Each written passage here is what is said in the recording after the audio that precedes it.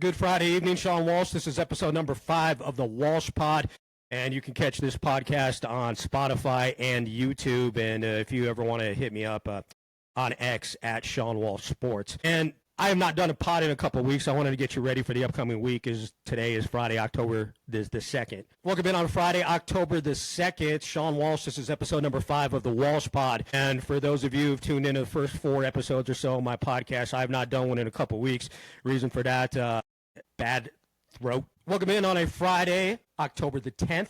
Sean Walsh, this is the Walsh Pod, episode number 5. And for those of you who are just tuning into this podcast is set really to kind of go over the happenings in the sports world and especially getting you ready for the big weekend, both college football and the National Football League, as I've developed a proven winning formula that. Welcome in on a Friday, October the 10th. This is Sean Walsh, and you're listening to the Walsh Pod, episode number 5, as we get you ready for the big football weekend, both college and National Football League. Been a couple of weeks since I recorded a podcast. I want to give everyone an update of my wins and losses. I'm not going to go over the wins, as I had 44 total games, and I had very few misses, but I want to go over the couple misses I did have over the last couple of weeks. Again, this is 44 total games over the last couple weekends. All right, the misses. Georgia Tech, I had an altered spread at Wake Forest. Georgia Tech covering the 2.5, and they did not do that. It was a weird game and went into overtime. Georgia Tech ended up winning that game by 1, so that was a miss.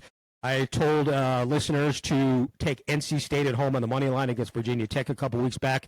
Virginia Tech did pull the upset, and NC State looked really, really bad in that loss. And in the NFL, just one miss a couple weeks back, and I had altered the spread, Green Bay minus 2.5 against the Dallas Cowboys. And, of course, anyone who watched Sunday Night Football a couple weeks back, it was Green Bay playing to a tie with the Dallas Cowboys, 40-40, a tie in Sunday Night Football. That defense that everyone was talking up the first few weeks, it really hasn't shown up for the Green Bay Packers. At least it didn't in the Dallas tie of all things. And maybe the NFL should do something with these ties and try to get rid of them. It's just so unsatisfying with a big primetime game like that. Two pretty good-sized markets as far as fan popularity. For that game to end in a 40-40 tie, it didn't make any sense. It left fans with a bitter taste in their mouth. But the fact that Green Bay at that time couldn't cover that 2.5 at Dallas, that told me a lot about what Green Bay is trying to become and what they want to become. They're just not there yet. I have 3 misses total last weekend, 1 in college football. I altered the spread. I took Penn State minus 13.5 against a very bad UCLA college football team that previously had not won a game, that previously had fired their head coach. Penn State was supposed to be in the national championship conversation. Of course, a couple weeks ago they lost to Oregon, a heartbreaking loss, but then they go to UCLA of all damn places. UCLA, and they lay an egg and they get beat by the Bruins. The Bruins' first win, a bad Penn State loss. Minus 13.5. It was originally Penn State minus 23.5. And I figured just alternate down, make it 10 points safer just in case Penn State has a little bit of hangover from that loss to Oregon, and it just didn't happen. And, I was pissed about the loss last weekend, but thinking about it for a week, this is go time for head coach of Penn State, James Franklin. This is go time for him because not only the knock on him was he couldn't win the big games. He's got a terrible record against top 10 teams. He's got a terrible record against Ohio State. This is a game you should have just blown UCLA out. What's going on here, James Franklin? You've had a long leash at Penn State, and you're not doing a damn thing. Yeah, you'll get them into the college football playoff, but you don't really make any substantial noise. Don't be surprised if Penn State continues to falter, and I do expect them to beat Northwestern. I wouldn't say bet on it, but they should beat that team, especially with the wake-up call last week. But James Franklin, he's getting a little tired around the Penn State circles. And this is a guy that might be losing his job at the end of the year. I don't think it's going to happen before that. Penn State has too much respect. But the way this season is shaping up with that loss to UCLA, James Franklin, I would be looking over my shoulder in case I get fired. I missed a couple games in the NFL last weekend. Arizona minus 2.5 against Tennessee. Arizona was at home. This was an altered spread I took. And Look, I talked a couple weeks back about the way the Rams lost to the Eagles, and that might have been the worst beat in National Football League history. Literally, the only way you can lose the bet if you're the Rams, who lined up to kick a game-winning field goal, is to get that field goal blocked. And even though Philadelphia has no incentive to run it back, but the only way you can lose is if they recover and Philadelphia runs it back for a touchdown, and that's exactly what happened. I thought that was probably the worst beat I've ever seen in the National Football League. And then I saw this Arizona game, which is close. Altered spread Arizona minus 2.5. Arizona's in control most of this football game. They're up 26. They have the football and their running back. And keep in mind, James Conner, the original starting running back, he's out for the year. So Amari DiMercordo comes in. He breaks a run for 70-plus yards. It's a touchdown, right?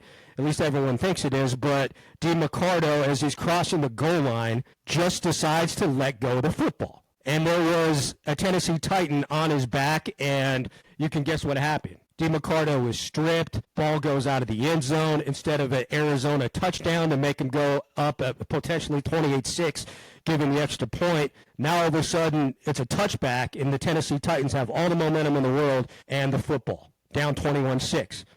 And they go down and score right away.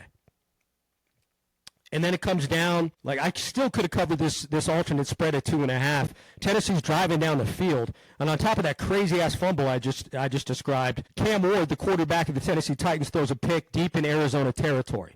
This ball is picked. The guy goes to the ground untouched, rolls over, fumbles the football. The ball gets kicked by a couple of players, ends up in the end zone. Who hops on it? It's Tennessee. And then I saw the writing on the wall after that, actually really from the DiMercordo fumble. Like I saw the writing on the wall, this is not going to end good. And, of course, Tennessee went back and won that football game. Absolutely atrocious loss by the Arizona Cardinals, who, again, I had an altered spread of minus 2.5 against Tennessee. And then the last one I missed was the Sunday Night Football game, Buffalo. I altered the spread, had him minus 2.5 against the New England Patriots. It was Drake May's coming out party. He played fantastic. New England ended up winning outright in Buffalo's house. It was Buffalo's first loss of the year. Look, I look at this game, good for Drake May. You know, you lost so many games to the Buffalo Bills previously, not Drake May, but the New England Patriots. And I think Buffalo just took them for granted. Okay, this is Sunday Night Football. We're in our own house. We've dominated this team for so long, and it's just going to happen again, and it just did not happen again.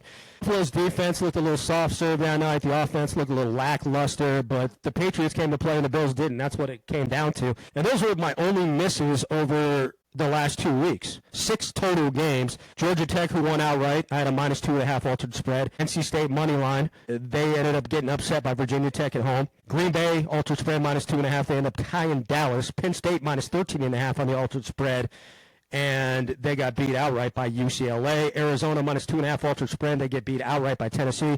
Buffalo minus 2.5 altered spread, and they get beat by New England straight up. All right, so let's get into this week's picks. Again, these are all going to be on the altered spread, and I don't want a loss this weekend.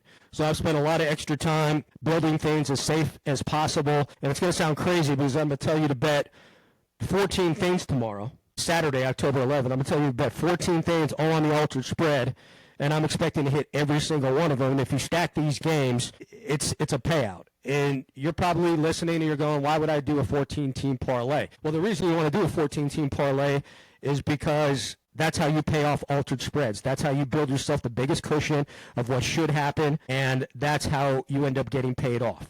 So here are the 14 plays I'm going to go at for college football tomorrow, again, October the 11th. Altered spread. Houston is on the road at Oklahoma State. Alter that spread down to Houston minus 2.5. Play them to cover that on the road at a bad Oklahoma State team that, again, a couple weeks ago fired their coach, Mike Gundy. All right, second game. Michigan State is currently a 7.5 to 8.5 point favorite over UCLA. We spoke about them earlier in the show today. Michigan State is at home. Look, play this as safe as possible. Alter the spread. If you can't do it on some of the smaller sports books, use FanDuel. They'll let you do this. At Michigan State, make them plus 7.5 against UCLA in case any kind of craziness hangover happens from what UCLA did last week and they put it in this week against Michigan State. I don't see it happening, but for all the caution in the world, at Michigan State, plus 7.5. Army is at home against a very bad Charlotte team. Roll with Army, minus 2.5 on the altered spread. SMU is at home against Stanford, who's been good in like one spot this year against Boston College, but SMU, they're not what they were last year, but alter that spread. SMU will cover 2.5 at home against Stanford. Notre Dame is at home against NC State. This is the biggest point spread I'm laying with all the games, both college and NFL. Alter that spread, Notre Dame minus 6.5. They'll take care of NC State by at least a touchdown. Notre Dame currently a 22.5 point favorite. Wake Forest is on the road against Oregon State, a very poor Oregon State team. Wake Forest is currently favored. Look, just in case something crazy happens again, play Wake Forest plus 10.5 at Oregon State. You should be in the number there. Georgia Tech is at home against Virginia Tech. Virginia Tech pulled that upset a couple weeks ago against NC State. It's not going to happen against a Georgia Tech team with a perfect record right now. Alter the spread, Georgia Tech minus 2.5. Here's an interesting one that might be under the radar to some people, but UNLV is at home against Air Force. UNLV, there's a lot of talk about them being a possible playoff contender at the beginning of the year. Air Force is in a really tough spot. They've had a disappointing season so far. They lost a very close game against Navy last week where they gave everything they could. That was their Super Bowl last week. I just don't think they're going to come ready to play. UNLV should win this game outright, but just to be safe, take UNLV at home plus 7.5 altered spread against Air Force. Old Dominion, they're one of the teams you've really never heard of that have been very, very good this season. They've been awesome. Old Dominion, they're the best kept secret in probably all of college football. They're on the road at Marshall. They're a big favorite. Alter that spread, Old Dominion minus 2.5 at Marshall. They will cover that. Texas A&M at home against the Florida Gators. Florida just seems like their schedule is difficult. You had South Florida, you had Miami, you had LSU. It's opponent after opponent for Florida, and that team's got to be tired. They got to be discouraged given their poor record and start so far this season, even though they've been fairly competitive in all these games.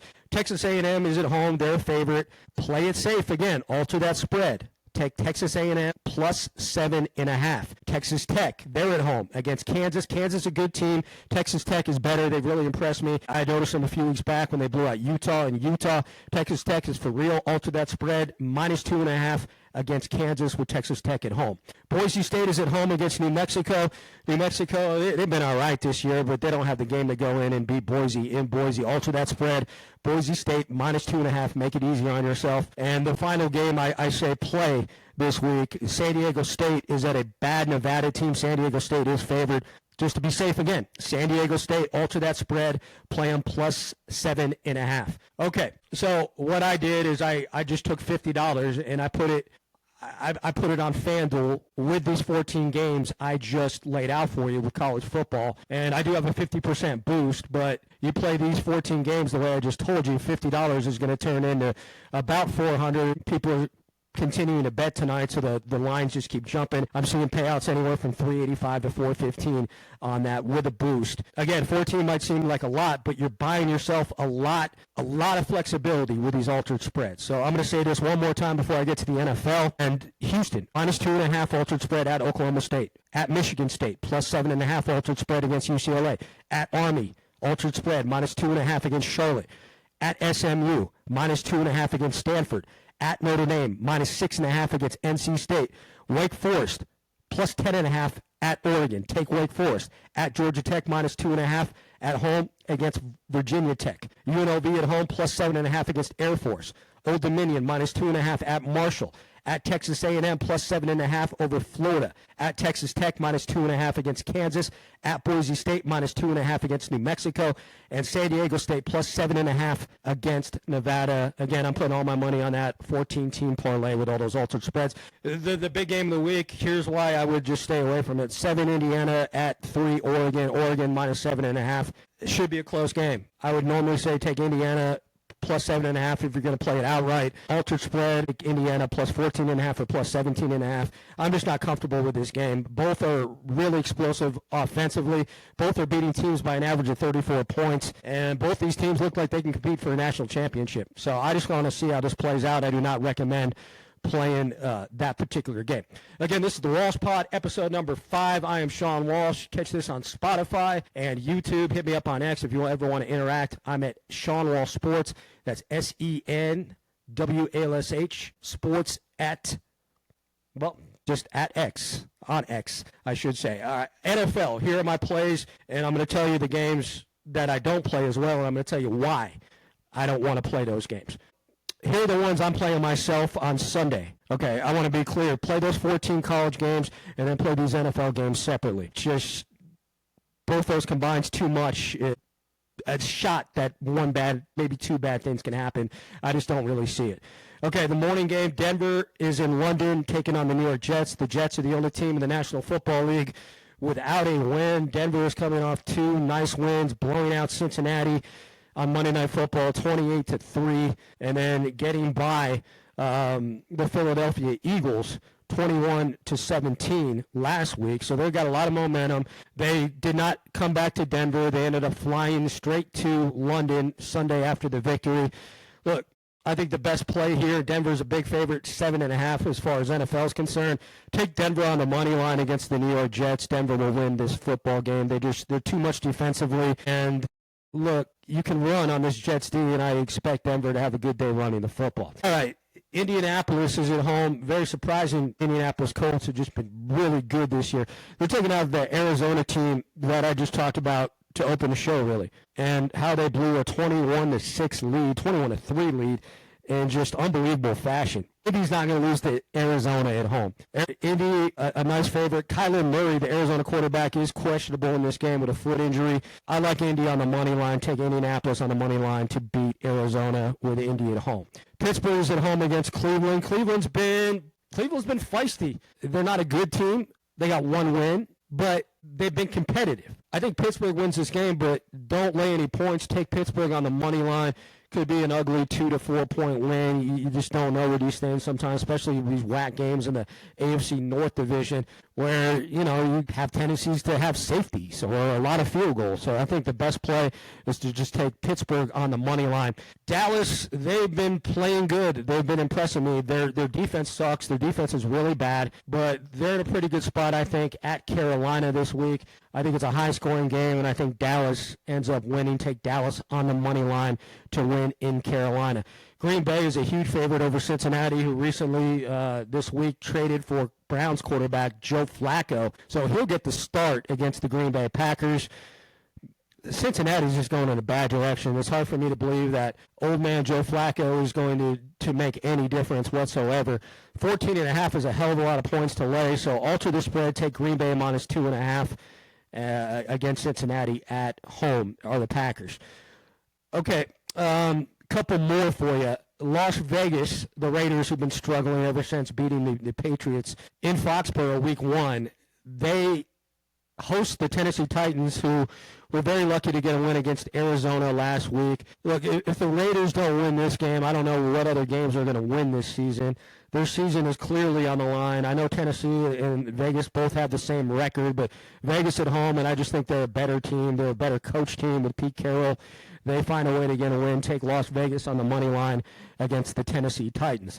That leaves a couple games more to play, and both these games are coming on Monday night. I like Buffalo to respawn from what happened against the New England Patriots. I really like them at Atlanta, Atlanta's been sketchy all year. They played the Bucs really close at home week 1, but they've just been off and on ever since then. I think Buffalo beats them on Monday Night Football. And I also look at the Washington Commanders game while they're at home against the Chicago Bears.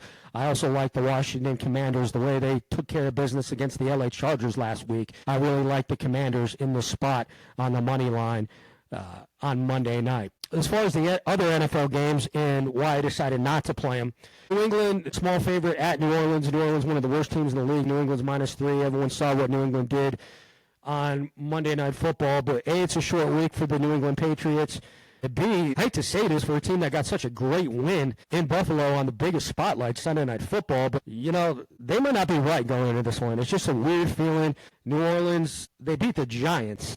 If they beat the Giants, they can beat the Patriots, I think. So I would just lay off New England at New Orleans. Seattle is at Jacksonville, and Jacksonville is a small favorite at -1.5. It might be easy to pick Jacksonville given their win against the Kansas City Chiefs on Monday Night Football. But again, this is a short week for the Jacksonville Jaguars. In Seattle, what a lot of people don't know about this team is they are extremely good on the road. I think it's like 10 out of the last 11 games they have won on the road. And I know they got a long-ass flight from up way in Seattle all the way down to Jacksonville, Florida. But This is a game, both these teams are pretty solid. I could see going either way, and I'm just not comfortable even altering a spread with this game. So lay off Seattle and Jacksonville. LA Rams are minus 7.5 at Baltimore. That just sounds weird to say with the Ravens being a lot of people's Super Bowl favorites this year, but no Lamar Jackson. The Ravens just got smoked by the Houston Texans last week. A bad offense that put over 40 points. They're banged up on defense. They're banged up on offense. But look, after what happened last week, do you think John Harbaugh is going to get blown out again? I think the Rams are overfavored, but this is a game that I would definitely stay away from. Do not bet LA Rams at Baltimore Ravens. Detroit is at Kansas City, which might be the game of the day. I'm interested to see what Kansas City does against the hottest team in football, in my opinion, right now, the Detroit Lions. They've been fantastic. So I just don't know how this is going to go. I figured there was going to be a tight game last week 2 weeks ago between Kansas City and Baltimore, and Kansas City ended up blowing them out. Kansas City's still very tough at home. I think Kansas City is still a very good team. They were unfortunate to lose that game against Jacksonville on Monday Night Football. A big reason for that was Patrick Mahomes' pick six. I would just stay away from Detroit and Kansas City and just enjoy the fantastic football. LA Chargers are at the Miami Dolphins. Chargers are a 3.5-point favorite. This one just stinks everywhere. LA, you saw what happened to them when they went to the Giants, going West Coast to East Coast. They got beat straight up by the Giants in Jackson Dart's first ever career start. I know Miami's awful, but as banged up as the LA Chargers are, they're down to virtually no freaking running backs. They got offensive line injuries. They got defensive injuries. Like, this game's going to be a lot closer than a lot of people think. If not, the Dolphins win outright. Stay away from the Chargers at Miami. That one just stinks. And this one I had my eyes on earlier in the week, and I'm glad I waited to do this podcast until I saw the injury reports. I was going to say take Tampa Bay on the money line against San Francisco. Tampa Bay at home. Tampa Bay looking like a Super Bowl contender. Baker Mayfield looking like the MVP. Him and Dak Prescott, honestly, right now. All right, the injuries. Why this is not a fair football game. Brock Purdy is out. A couple of the 49ers receivers are out. And you look over at Tampa Bay, not only are you still dealing with the injury from Mike Evans, their star wide out, their other star wide out, Chris Godwin's been ruled out of the game, and their star running back, Bucky Irving, he's been ruled out of the game too. So initially when I was saying take Tampa Bay on the money line, I didn't think they'd be without their three best offensive weapons minus Baker Mayfield. So I would just stay away from this. 2 4-1 teams that are very good. This one can go either way with the injury, so it's just safest not to bet. Again, you can find this podcast, Walsh Pod, on Spotify and Netflix. If you want to interact with me, again, I'm on X at Sean Walsh Sports, SeanWalsh. We'll be back on Tuesday for episode number 6 of the Walsh Pod. Thank you for listening, and good luck, everybody.